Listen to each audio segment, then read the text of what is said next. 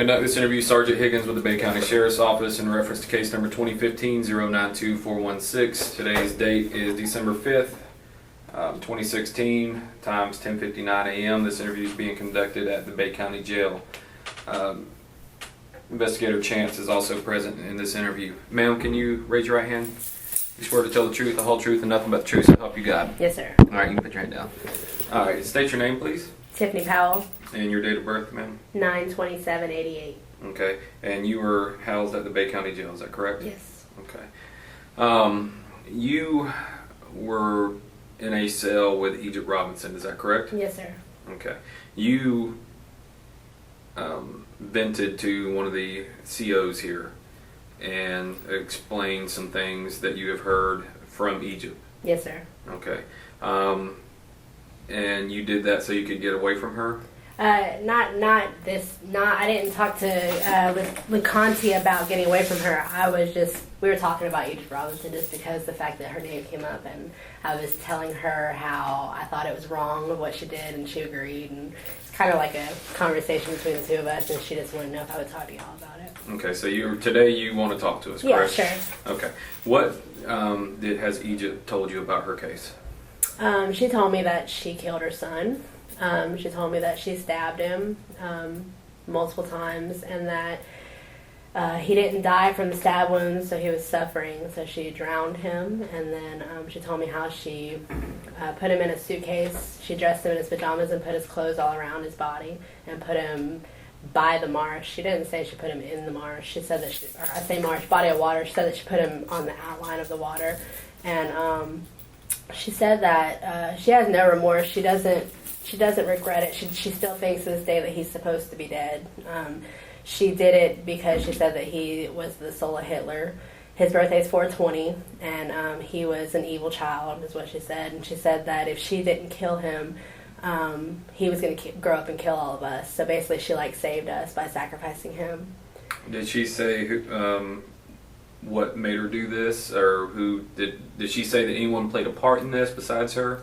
She seems to think that James, I don't remember his last name. She was in love with James. He's from Sarasota. He's married. I don't know his last name, though I should. She said it all the time. But she said that the way that she makes it sound is like in her mind maybe she thought that he wanted her to do what she did, but it had to do with higher consciousness. Their souls connected. They're like two in one, I guess, and she's the spiritual and he's the physical, and for her to become a higher conscious she had to sacrifice something that she loved. Well, in the Facebook messages I think she was under the impression that he wanted her to sacrifice something, but whenever she told him he's dead, he was like, I hope you're not being serious. Like, if you're being serious, you're going way more than under the jail, or to jail, or to hell, or whatever he said.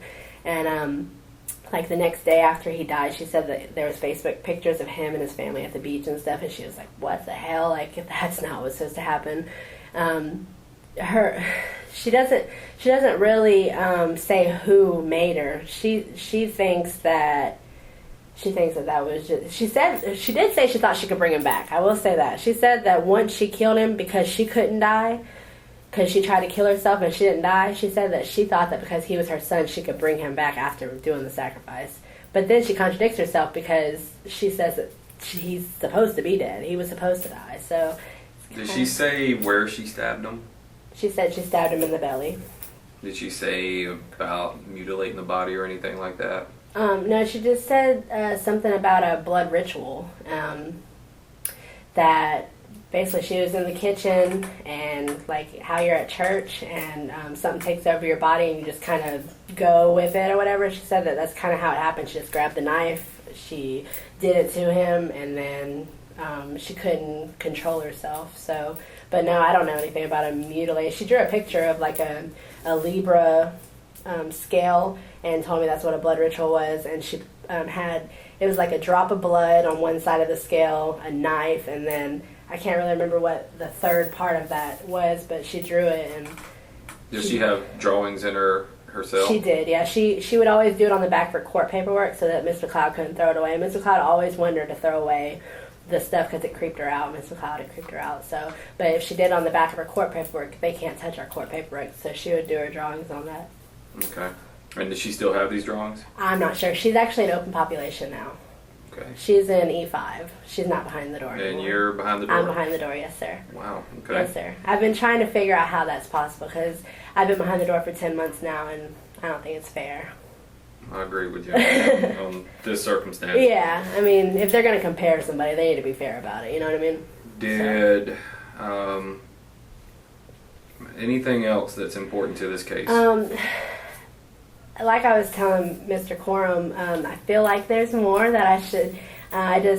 She told a lot. I do know that she doesn't cry for the boy. You know what I mean? It's sick. She's sick. She's sick. She's a sick individual. She feels like she's God. She says things like she's the Queen Illuminati. I don't really know what that means. I thought that, like people say that the rappers that hold up the triangle and stuff like that, she thinks that all the rap songs are about her because they're searching for the queen. Okay. And she says things like, if they would just know that I'm being held at Bay County Jail, they'd come and get me. And she always thinks that every time she goes to court, somebody's going to come and hold the van up. Like, I went to court with her on October 27th, and she swore when the sirens went by that she's like, here comes my people, you know, and she makes a joke out of it. She thinks it's funny. She thinks that this is cool. I mean, she'll tell you she's not going to prison. Y'all aren't going to get her. She's going to be another Casey Anthony in a certain way. She wants the fame. She wants the book written about her. She wants it all. Okay. And it's disgusting because, you know, I guess I could say I'm not in the same situation by any means, but I am, you know, and it just makes me sick how is about it, if that makes sense.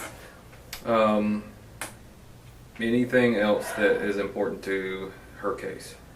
Not that I can think of. If you had like some questions, maybe it would click to me. But as of right now, that's about it.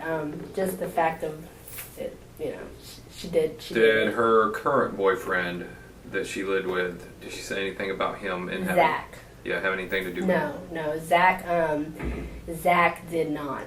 Zach knew something was wrong. She said.